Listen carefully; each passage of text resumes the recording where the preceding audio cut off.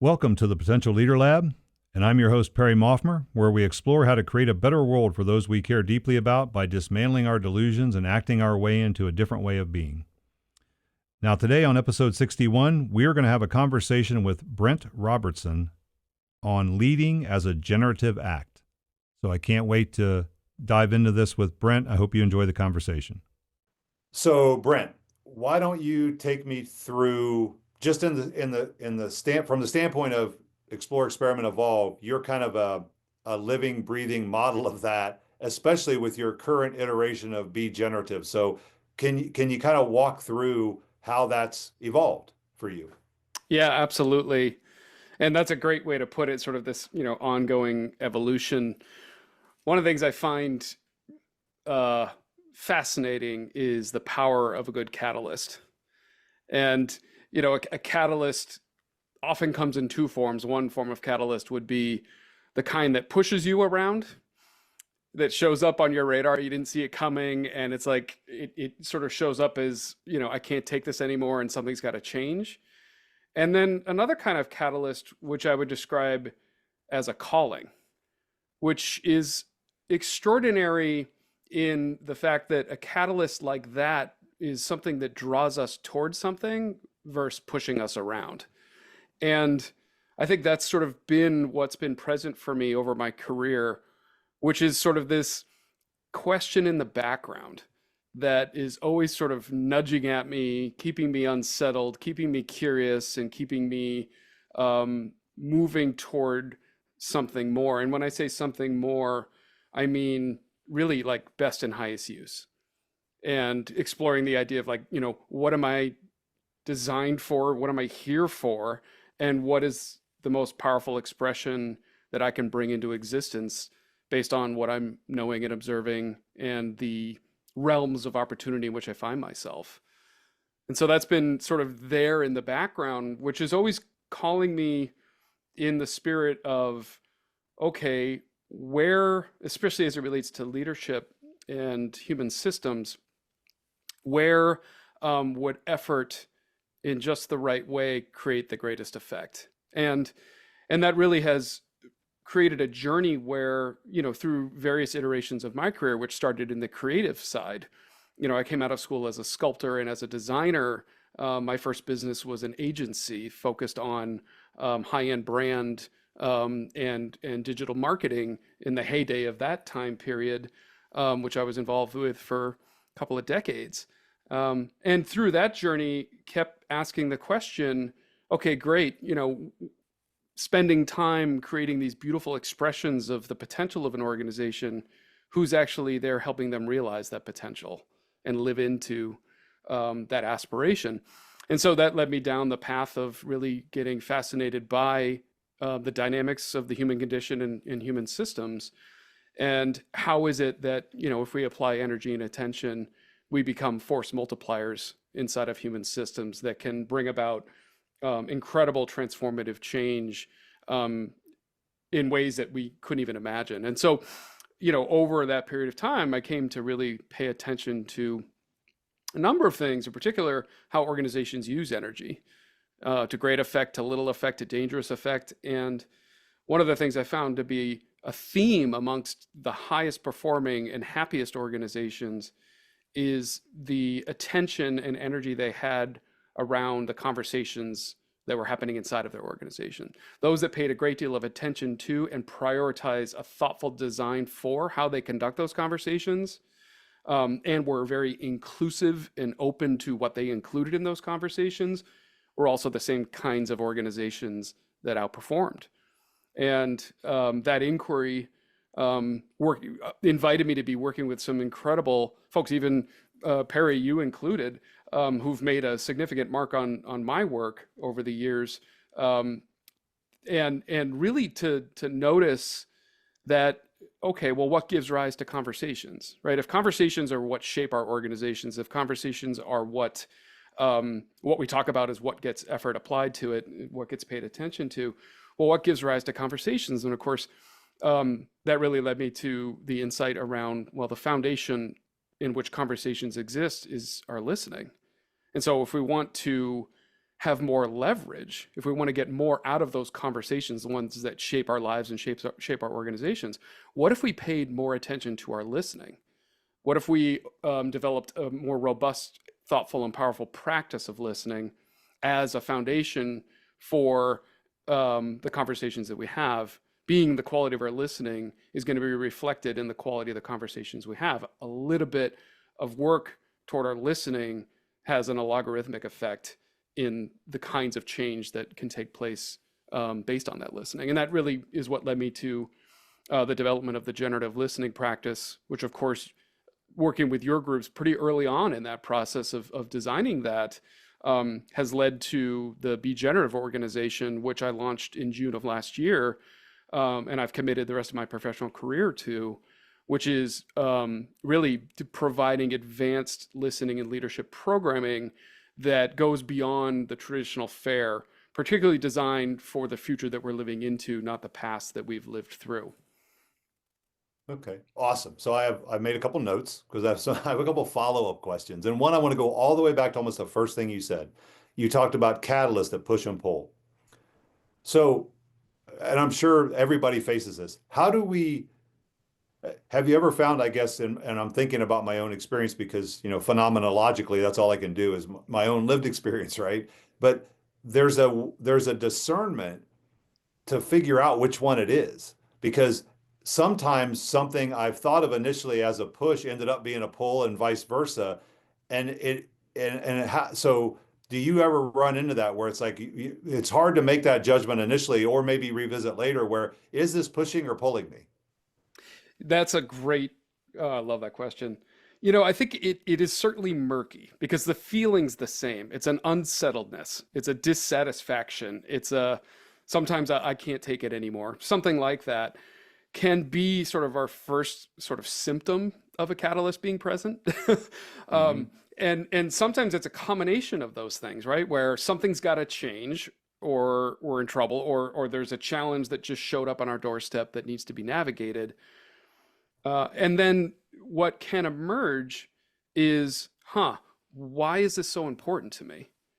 Why is taking action on this something I'm urgent to do? Why does this matter? That kind of question often unearths, lurking in the background, is an inquiry, an unexamined assumption, something else that's at work on us that if we can explore gives us access to. There's something more that I'm after. I often describe it like this. When we work with an organization, some of the symptoms that we're looking for is the presence of a catalyst, and it typically shows up as either I can't take anymore, something's got to change, or there's a possibility I have a hunch about. I don't even have the language yet to articulate it, but there's a feeling about a potential that I really want to explore, like that I'm not done. There's something more out there. There's a potential I see, and I want to get access to it. I'm not quite sure how. I don't even have the language to articulate what I'm talking about yet. And that's often the beginning of our work, is to really expose those things. And we don't often spend a lot of time having those conversations to really unearth, well, what's the nature of this catalyst? What's at work on us that has us motivated to change? And that's a fascinating thing on its own. But yeah, the initial sort of blunt physical, emotional response, the feeling's kind of the same. Something's unsettled in me. Well, let's unpack and discern, well, what's operating on me right now and what's having influence on me. Some of it, especially with those pull catalysts, there's something deeper going on. It may be, some would describe it as a supernatural experience where, I feel called to something. And those are hard to grapple with. And often, certainly in the context of your traditional leadership conversation, we don't give a lot of room for those kinds of conversations where we haven't even gotten the language yet to describe what we're talking about. One of my favorite Rilke quotes that comes from Letters to a Young Poet is, much to our chagrin, words are, or most experiences are where words have never gone. And so much of the things that are operating us are precognitive and presentient. And if we can just spend time sitting with those things, we can come to build a relationship with those things. And then, of course, with that relationship, language emerges. And of course, once things become languageable, then they can communicate now often in the form of vision or a dream or whatever it may be. And once it's language, we can work with it. And that's a lot of the early work that I do with leaders, is help them come to the language to adequately describe what's going on and what's at work on them, in the form of a catalyst that can be worked with, can become an aperture for change, can become a vision that others can see too. Yeah, and I think that you touch on something that's really important, right? Language. And I had had somebody on my podcast a while back, Hillary Blair, who's a Vistage speaker as well, and she used this quote, and I forget who said it originally, but words create worlds. And I think that David Whyte, the Irish poet and essayist, talks about needing bigger language. And I think that, to your point, you hit on a couple of things I want to revisit, and one of them's implied. So you said, and I love this term, sitting with it, right? And that requires two things. It requires an ability to be non-urgent, right? An ability to sit and not urgently move from one thing to another. And at the root of this, and I think this ties directly into listening, right? The only way I'm going to sit with something and the only way I'm going to listen to someone intently is if I am curious. And to me, there's a spectrum. Curiosity is on one end, judgment's on the other end. And my favorite part of that, so I tell people there are three things you can't do if you judge. If you're sitting in judgment, and I don't mean the traditional sense. I mean, leaders spend a great deal of their day judging, and I think it's appropriate. We have to, is it right or wrong? Is it good or bad? So I'm not saying don't judge at all, but when we are in judgment mode, we can't do three things that are three of the most important things, in my opinion, we do in our life, and they all begin with the letter L, and those are lead, learn, and love. And we can't do any of those things if we're judging.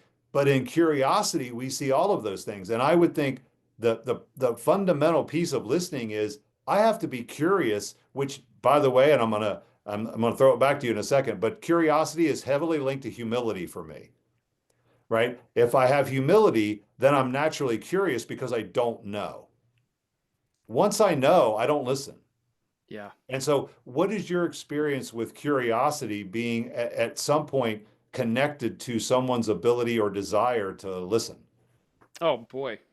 Yeah, I hold listening from a place of curiosity as a very elevated state of listening, where it's an opportunity to set aside our convictions, experiences, and knowledge, to remain open to possibility we couldn't see otherwise, to dig beyond the surface of the language, which tends to leave us with agree or disagree with what's being discussed, to remain open and curious. Going back to something you're talking about, that sitting with, a couple of my favorite questions is, what's present I'm not acknowledging? What is in the room we're not talking about? And those questions, just to sit even with that question, what's present I'm not acknowledging? And being curious about, inviting in various things. So oftentimes in our listening, we tend to have a myopic idea that listening has to do with our ears. Well, it certainly does, but that's a tiny, narrow slice of our ability to receive. And one of the things that I teach in generative listening is a full body experience. What would happen if you bring your full body into it and imagine your body as an instrument to receive? And so that invites the possibility of including feelings, sensations, and thoughts. Often our greatest wisdom is being received by us before it even gets into our brain trying to make rational sense of it. And those are, often instinctual, intuitiveness, those gut instincts. We get a feeling about something. Those are incredibly rich veins of information to say, I'm noticing accompanying this thought is a feeling. That's a flag to say there may be something more to this worth exploring. And I find those are really powerful inquiries to stay curious. I was able to participate in Shirzad's positive intelligence program, and he has this great little adage, which is, when you're struggling to stay curious, especially with someone that you have a hard time hearing, imagine that there's 10% right about their idea. Get curious about what's the 10%. And then the questions will come if you stay in that curious state. But you said something else, Perry, I think that's really important to understand. I didn't understand this until later in my career and evolution, instigated by my mentor at the time, where he brought to my attention that I listen to understand. And listening to understand is, I would say, is given too high a ranking as a form of listening. Because listening to understand means that the goal is that there's understanding and then knowing. Funny thing happens when we reach understanding and knowing is we stop listening, because now we know it, right? That's why the brain's a very expensive organ, and so it wants to label things. It wants to compact the ethereal into known language so that we can then file it away in an efficient system, and that's useful.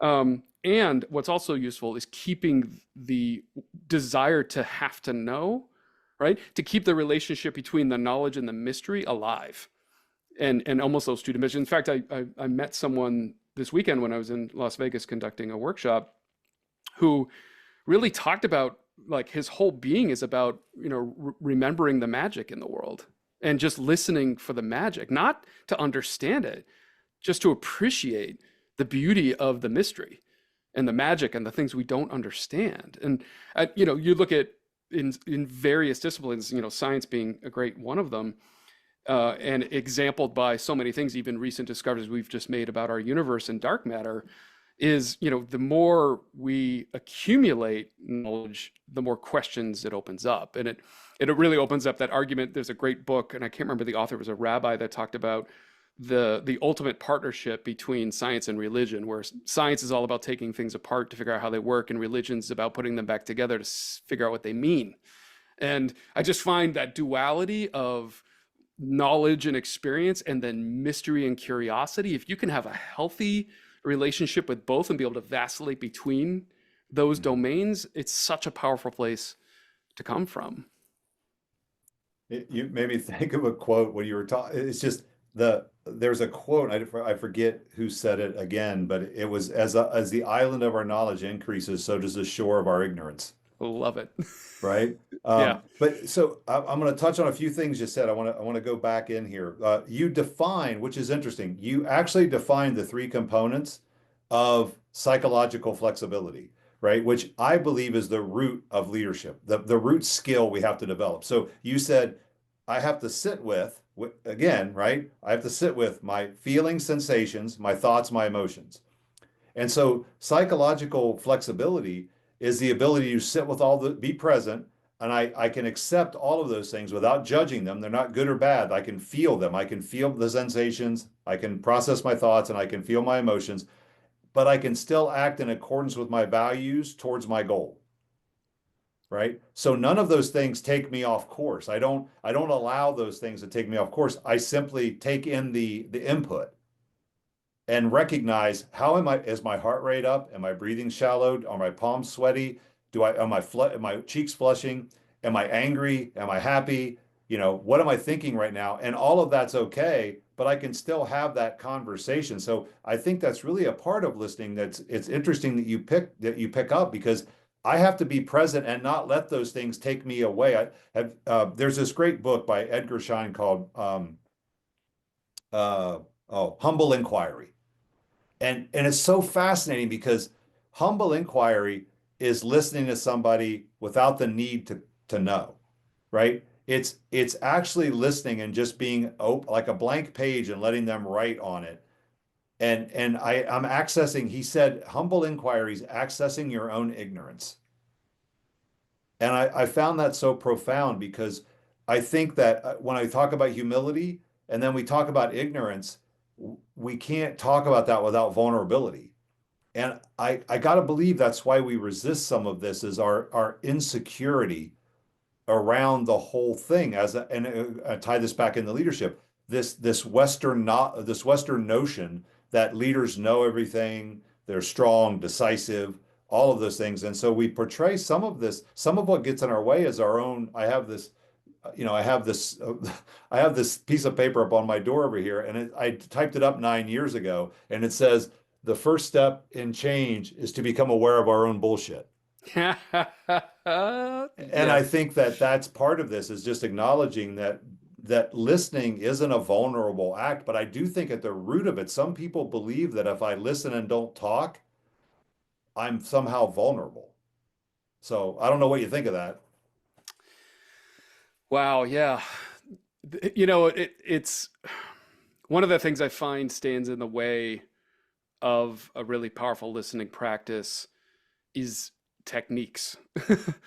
That well, I heard it's a good idea if I'm the leader, I go last. I'm like, well, we have to understand something about positions of authority, is that to the degree in which I can work with your favor in the way that we relate to each other, great. Also, it's important to know that, let's say, you're a person of authority and you've got a team. If they find that there isn't listening on your part for what it is that they really need, they're going to game you. They'll find a way around it. And so, that technique of, hey, I'm just going to remain quiet and then I'll go last. Well, everyone knows you're going to do that, and they'll game the system. Every one of us, right? Human beings are incredibly clever, and we are tenacious about getting what we want. And we're either going to work with you or around you, and often in unhealthy ways, to get at those things. And I think that's an important aspect of being in a position of authority, aka potentially with a title of leadership, and getting the best of our teams, is to get ourselves out of the way so that we're not being worked around, but are, really holding the space where people feel able to speak, their reality, to speak their vision, and not have it met with judgment, which, we know shuts those things down pretty quickly. And it doesn't take a lot of judgment experiences before we don't speak up again. Yeah, we're pretty smart. Like we get that, and from a very young age, right? We're taught there's a right or wrong answer. We're taught that. We squash creativity and innovation out of people in school because we tell them they're wrong, and so we learn quickly that didn't feel good. So if I don't know the absolute right answer, it's so funny to me. It's so funny to me, Brent. I had a meeting with a group of leaders. And I ask a question, and I'm sure you experience this. I ask a question and I get mumbling answers. And heads go down, and I bring it up, and I'm like, look, everybody, we were talking about leadership. And I said, understand something. I understand the way we were all conditioned as a youth. But if you walked into a kindergarten classroom and the teacher asked a question, every kid in the room screaming out an answer. They all have an answer. By sixth grade, that same class, 2 people are saying they were raising their hands up. The rest are looking down at their books. And I said, this isn't that. There's no wrong answer. And I do think sometimes, back to vulnerability, humility, and our ability to fight the conditioning the social conditioning and educational conditioning, is that we don't have to speak a right answer. We actually can just talk about things without worrying about right or wrong. But I do see, and I'd really like to hear this from you. In the last couple of years, the polarization that I've sensed with people about being able to talk about anything without having a definitive side. There's no fuzzy middle anymore, where there's room for civil discourse. In a bigger societal sense of, I want to hear from you, and I can disagree with you, but I don't have to argue with you. Like, I'm not trying to convince you of my point. I'm sharing my point of view. I want you to share yours, because God forbid I might learn something. Like, maybe I learned something I didn't know before, because I ask leaders all the time, like, when's the last time you changed your mind on anything? Like, if you haven't changed your mind, what does that say? Yeah. Yeah. Oh gosh, there's a lot in there. I'll sort of name it as an archetype of listening that gets us in that quagmire, which is listening for fit. And that's a place where we're listening only for what fits our worldview and experience. And so we end up, when we listen that way, and it's very common, and it's actually often, when I introduce that concept, people are surprised, like, oh, that's a thing. I didn't even realize that when we listen for fit, the conversation can only end up as a binary, agree or disagree. And so the preponderance of fit conversations have it be that the only conversation possible is to take a side and listen only to find arguments that support your side, and the other is left to do the same. And we end those conversations often with "we agree to disagree," which basically is a cop out to say we lack the courage to explore a domain of conversation together, and so we're just going to take sides and call it quits. And I find that is a lack of courage to actually get vulnerable into, there may be something here I'm not fully understanding, grasping, that I could benefit from. Tell me more. Tell me more about your world experience that has it be that way. There's something more to this too, which I find very dangerous, that happens quite accidentally and subtly through the experience of leadership. You know, if you're in a position of authority, often you may find yourself, without intentionally doing something otherwise, around a lot of agreeability because people want to please you. That experience can mislead us to believe that our worldview and experience is the worldview and experience. And we forget that everyone else's worldview and experience is as real as ours, whether we like it or not. And so some of the most extraordinary forms of leadership are leaders who are eager to hear others' experiences that are so unlike their own and often hard to hear, and to include those experiences in, you know, the experience of their own organization. Often kind of showing up like this, like, that is happening on my watch. I'm responsible for this organization and someone's having that experience here. What we tend to do is be like, that's not true, or they don't know what they're talking about, or, you know, whatever it is, we sort of gaslight our way out of acknowledging, no, somebody's actually having that experience. A more humbling position is, on my watch, am I okay with this?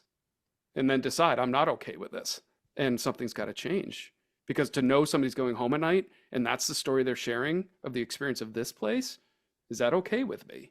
And I find that to be like a powerful place to really sit and entertain the possibility there may be people that have a very different worldview and experience and can see possibility I can't see because I'm blinded by my own worldview and experience. And if we can get to a place where we're able to include those things, it just simply gives us more access to more possibility and more opportunity.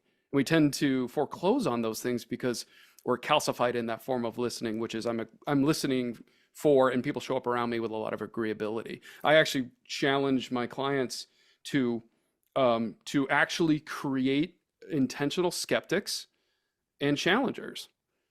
To say, hey, before you go and fall in love with your idea, have a team ready to beat the daylights out of it. And if it still holds up, you may be onto something. And if it doesn't, well, great. At least you discovered it now and didn't invest heavily into it.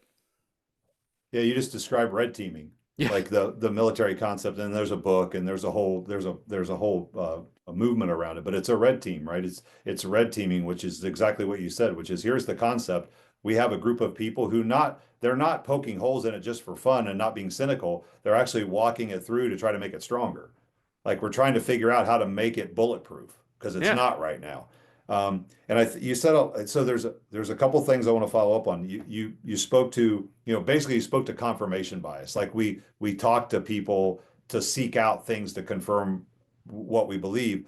And what I tell, and you said we either have a choice, we can agree or disagree. And I change that a little bit, and I tell people, when we have to be careful we have a right to our opinion. We don't have a right to express that opinion as a fact. Because the greater majority of stuff we talk about is an opinion, which, by the way, is fine. Like, you can have all the opinions you want, but most of the stuff we talk about is not fact-based. It's not scientifically proven. It's just our opinion about people or things. And if I express my opinion as a fact, I'm going to revisit your statement. I believe we leave the other person two choices. They can agree with us, or they can be wrong. Yes. And that's where we get sideways, because neither one of those options is happening. Like, neither one of those options is fun for me. And we don't allow for opinion. We don't acknowledge, hey, I'm telling you something that is strictly my opinion. Like, all the leadership stuff that I share with people, I tell them it's descriptive, not prescriptive. Like, I'm sharing with you what my thoughts are. You can disagree and be just as right as I am. Like, there's no, Nietzsche said, there is your way, there is my way. As for the right way and the wrong way, or the right way or the one way, it does not exist. And that's And I think that leads into our need. There's a tool out there. There's a lot of studies done around need for cognitive closure because of our inability to be comfortable with ambiguity and uncertainty. And I think we have to be careful that being decisive isn't a cute word, cognitive closure, where I just want to be done with it because I can't live in the ambiguity anymore. Because that's what shuts down our listening for a great extent in my experience, is that open loop. Like, I just want to decide this is what I believe and be done with it, instead of I'm not sure. Like, I'm not sure I know enough to form an opinion at this point. Like, maybe I should talk to some more people. So I don't know how that plays out, for you and how you've experienced that, but I think there's this willingness to live in ambiguity in certain situations that is required and necessary, and that takes a different skill set than being a decisive leader. Yeah, there's a lot to what you're sharing. One of the things I find missing that when I bring it out, people are like, whoa, didn't see that, which is really the two domains in which we operate in, particularly when we're leading an organization. One domain is the one that because it is so prevalent, because we are so practiced at it, because it's anything with a badge proven process is attached to, is the field of working in the known. And when we work in the known, we're working within the benchmarks of what's already been done. And that arena of effort is very scientific. It's a place where decisiveness, clarity is present. It's comfortable. It doesn't make it easy, but it's comfortable to work in that place. But there's another domain. When we go past the benchmark of what we've known and experienced, right, what has been set before as the precedent, then we move into the field of the unknown and unknowable. It is fundamentally the case. When we move beyond what's been known or done, it is an unknown and unknowable field. And yet we can work at it. It's just a very different sensation. And, the swirl of uncertainty is so uncomfortable, and we're so taught to have certainty that we don't spend enough time in it to even discover what's there, which is much more in the deeper wisdom realm of our, instincts and intuition, where it's precognitive. If we can spend more time and recognize it's unknown and unknowable, and anything we're going to do there needs to be created, that's a powerful place to come from. And there's a way in which leadership is expressed there distinctly compared to management, where when we're working in the field of the known, we can apply management principles to it, which is really about preserving and improving the status quo. When we move into the unknown, it's about disrupting the status quo in favor of something better, something more. But it's got to be invented and created. There isn't a toy box waiting for you. You need to create the toy box in which to build the solution. And there's no proof it'll work. And so when I think about leadership as an existential act of courage, that's where I find you see it in very powerful ways, where leadership as a discipline present in an organization is a willingness to open up that space of the unknown and unknowable, which also has a side benefit of leveling the playing field. Nobody can know what they're talking about. We're making up everything. So great. Everyone's ideas and thoughts matter now, and there is no hierarchy anymore. And that's a beautiful place. And it's as easy as stepping into a conversation about future. It's unknown and unknowable. We can do our best to forecast, but we all know, surprise, didn't turn out, right? It's a dimension which equals a playing field because it takes off the table knowledge and experience and opens up this other domain of inventiveness and creativity, which is not a place that is necessarily encouraged nor taught in your day-to-day either leadership and or MBA program. They don't teach this. The whole, if I were to make a change in the school system, is sure we need to test for what you know, but we also need to test for how is it that you work in the unknown. And we're not doing that. And in fact, creative programs in those places in which we exercise those muscles, they tend to be the ones that get shut down first. And what a shame. And so I find, all these things that we're talking about is when we move into that other place, what are we drawing from?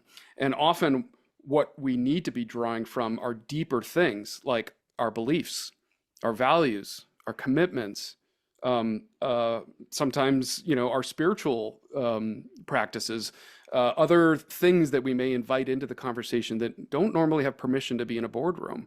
That's where the source is. One of the things that I often do, so there's this concept called the adjacent possible.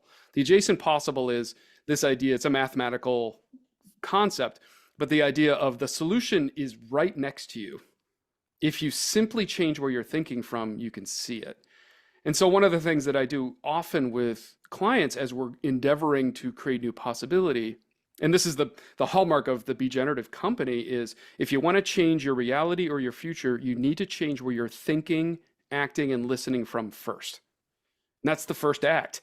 Change where you're listening from, and you're going to see things you didn't see before.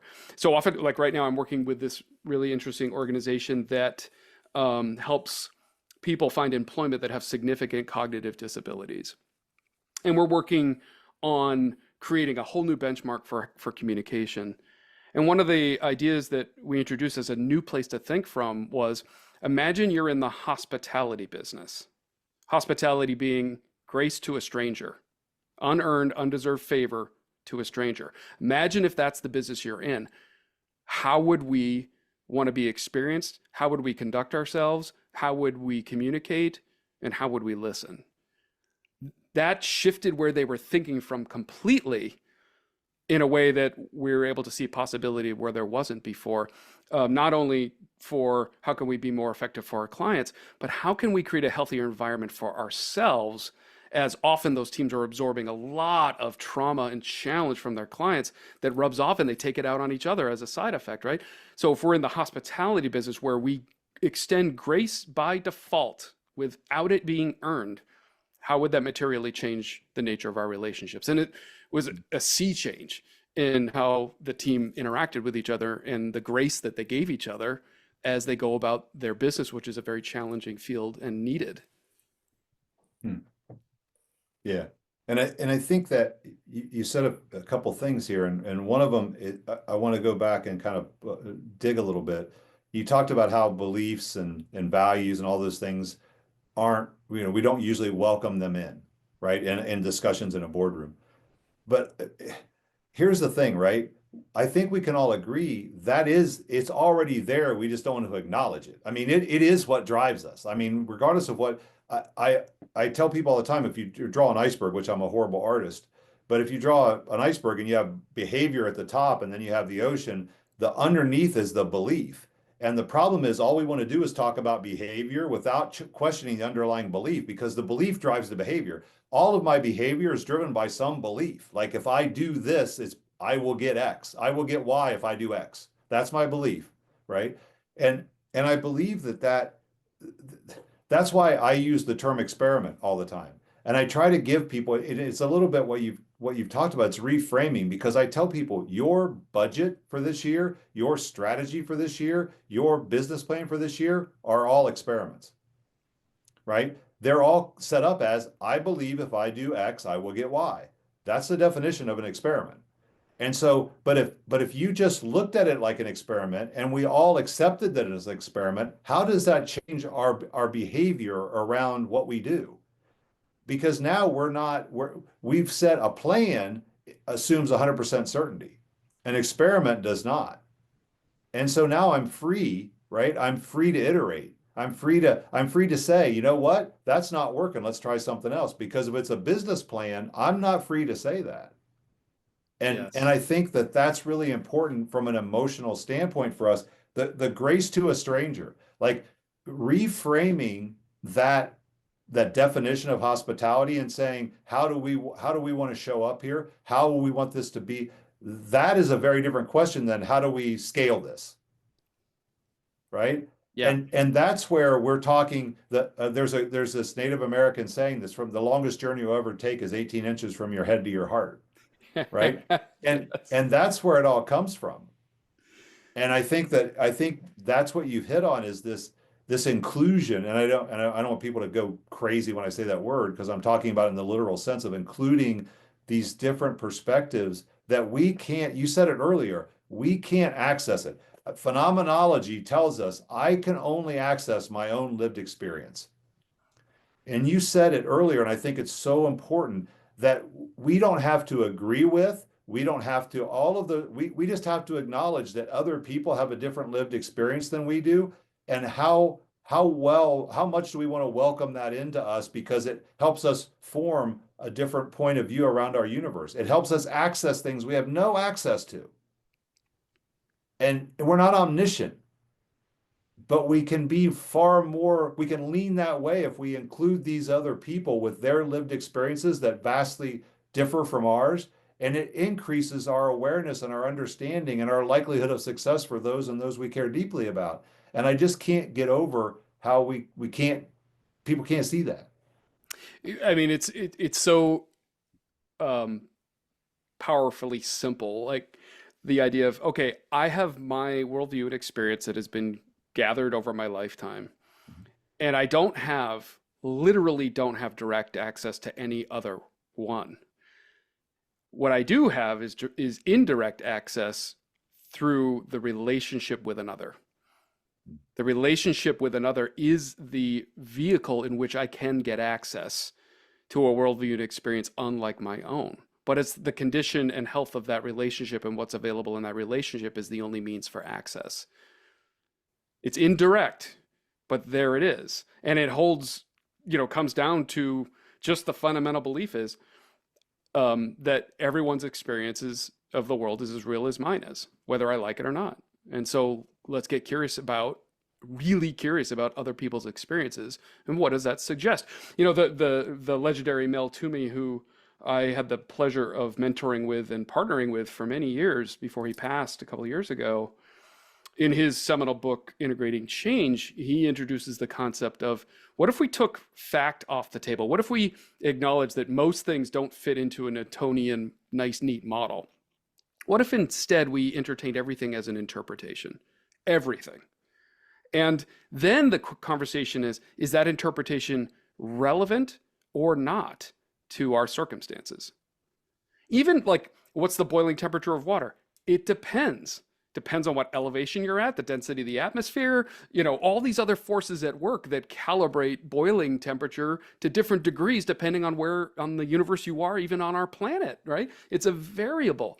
And when you're working in the unknown, things don't fit into fact, true or false, or what's fact and what's not fact. It opens up the possibility of, what if everything were an interpretation? And then that invites the possibility of, what if we reinterpreted what we thought was fact based on the current conditions we're in, right? Like in any business, benchmarks, the ones that stand out, the ones that we're always shooting for, came as a result of certain environmental conditions were present that allowed us to achieve that benchmark that don't exist anymore.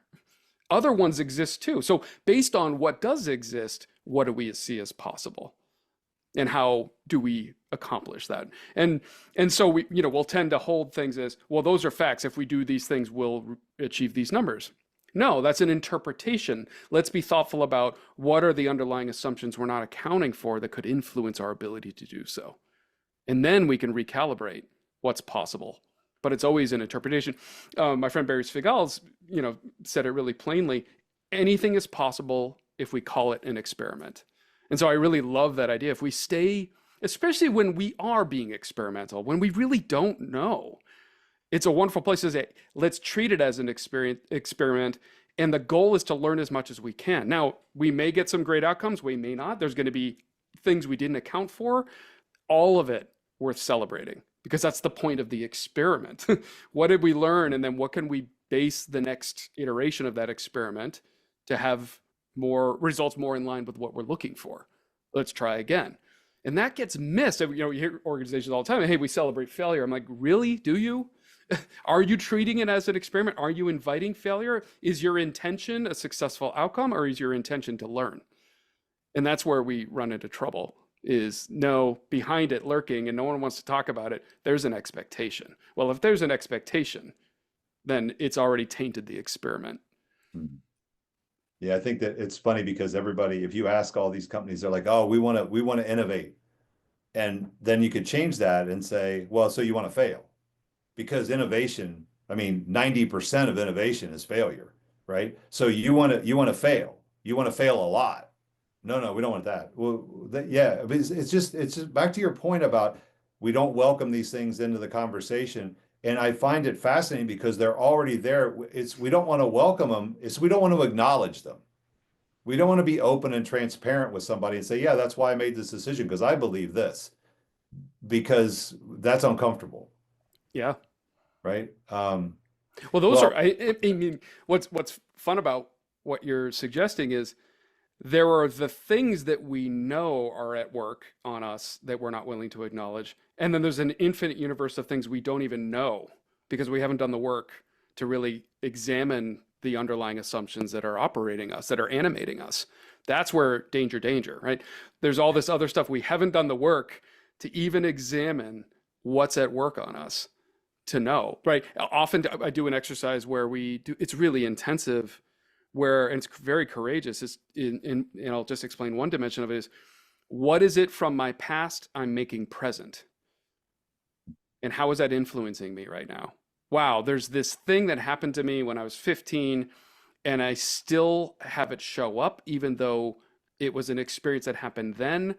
And it was so traumatizing that I imagine it's going to continue to happen, even though it never has. But it's still present right now because I'm making it present. What are my ideas about the future that I'm bringing into the present that I'm aware of or unaware of? And am I able to thoughtfully, using my prefrontal cortex, manage those things so that they don't get in the way of the conversation or the possibility? And that's, it's deep work, but that's where it all starts with, am I willing to exercise advancing my awareness of myself? And then with that, it gives us more access to choice about our state of being as we show up in these conversations. yeah, and I think that we go back to some basic stuff like vulnerability. Like I love the term. I love when you said unknown and unknowable, because unknown, I think people, I just I can't help but remember Donald Rumsfeld with the unknown unknowns. Like I love that little speech he gave, right? But if you say unknown to somebody, it feels like, well, we can know it. But when you use the term unknowable, I think people get squirrely, right? Because that's very uncomfortable. It's like, well, no, we can no. Well, maybe it's meant to be unknowable. And you said some of this stuff earlier, like the mystical side of this. Like there has to be wonder and mystery and awe in our life, everything doesn't need to be known. Like I don't have to know all that stuff to be effective. In fact, I could be more effective by just recognizing it. It's a mystery. Like I don't. People ask me stuff all the time. They're like, "Well, what if I do this?" I'm like, "I don't know." Like I guess you'll find out. Like you do it, and then if it works, you do more of it. If it doesn't, you do something else. Yeah. Yeah. I But mean, some of the fundamental things that we believe in and put a lot of energy into are unknowable, like love. It's like the depths of that are unknowable. We have no idea. It's plumbing those depths that I think is one of the greatest aspects of your life journey. Well, yeah, how deep can I experience those things? But is it known? Could we point to it, right? And yet it's operating at the fundamental aspect of the human condition. And there it yeah. sits in the ethereal, and yet it's operating on us every single day, and we don't acknowledge it. Yeah, I tell people often leading, I said, I said, most people don't like this definition, but I said, and when you're in a leadership role, and I define leading as just creating a better world for those we care deeply about, is is managing other people's emotional states. Like that's what you're doing. You're trying to positively impact the emotional states of other people because by and large, my belief is, and most research will play this out, people do their best work when they feel good. But when they're in a positive emotional state, the likelihood they're going to do their best work is greater. So if that's the reality, then your job as a leader is to try to help them and keep them and put them in a positive emotional state. Yeah. And most of us don't want that job. Yeah. So, Yeah. Yeah. well, I'll tell you what, Brent, I mean, we could go, we probably will do another episode because I think there's a lot more to go on here, but I want to be cognizant of your time and I want to give you the opportunity because I would like for you to share with everybody, where can they find you? I know I listened to the teaser episode of your podcast, and so there's some stuff that's coming up that I want people to know about. So why don't you let us know about that stuff? Yeah, great. No, thank you for that opportunity. And I certainly, if we were to come back together again, it would be fun to talk about what we've learned as far as how do we game the human system to favor some of the things we're talking about. And we know way more than we've ever known, which is interesting, about how this all works, that we can actually game ourselves to favor our ability to navigate that uncertainty and that unknown. So where to find me? So a couple interesting things. Launching, actually the first full episode launches next Friday, which is the Generative Listening podcast. And that's going to be something that's coming out every 2 weeks. And you can find it on iTunes and Spotify and all those major channels. And it's a deep exploration with people that are having extraordinary listening experiences. And we really get into the depths of those experiences and talk about a lot of the generative listening practices. That is a production of Be Generative. So Be Generative is the company. And so you can find more information there at so that's be-generative.com. And then, of course, easily findable on LinkedIn. Just type in Brent Robertson, and you'll find me there. All right, awesome. Well, I so appreciate you taking the time and then jumping in and kind of, I'm a little bit free flowing in the way we do things, but I just wanted this to be a conversation and invite other people to listen to you and I have a conversation, because if nothing else, I enjoyed it. So I guess that's what I'm trying to do. So I genuinely appreciate your time. I hope you stay warm, given the fact that it's still pretty cold, both where you and I live. And I wish you the best in 2025. And I hope that we can get back together again and talk more about this. Perry, thank you. And I just want to acknowledge my experience of you a couple of years ago had an instrumental effect. Let's say you left a dent in my universe that continues to produce incredible conversations way back from there. And so I owe you a debt of gratitude for just the space you held and some of the concepts you introduced that have really affected my life in a deep and meaningful way. And, timing is everything. And I'm grateful to have time with you like this to talk about these things that don't get a lot of airtime. Yeah. Well, I appreciate that. I'm very thankful to have met you, and it will pay dividends into the future, because these things there'll be more experiments to come. All right. Thanks a lot, Brent. Thanks, Barry. All right. Well, I hope you enjoyed the conversation with Brent and I. I thought it was great. I learned a lot from him, and I hope you did too. So if you're ready to stop waiting and start doing, you're in the right place. As always, keep questioning, keep pushing, and remember, growth isn't comfort, but comfort wants you dead. So I'll see you the next time in the Potential Leader Lab.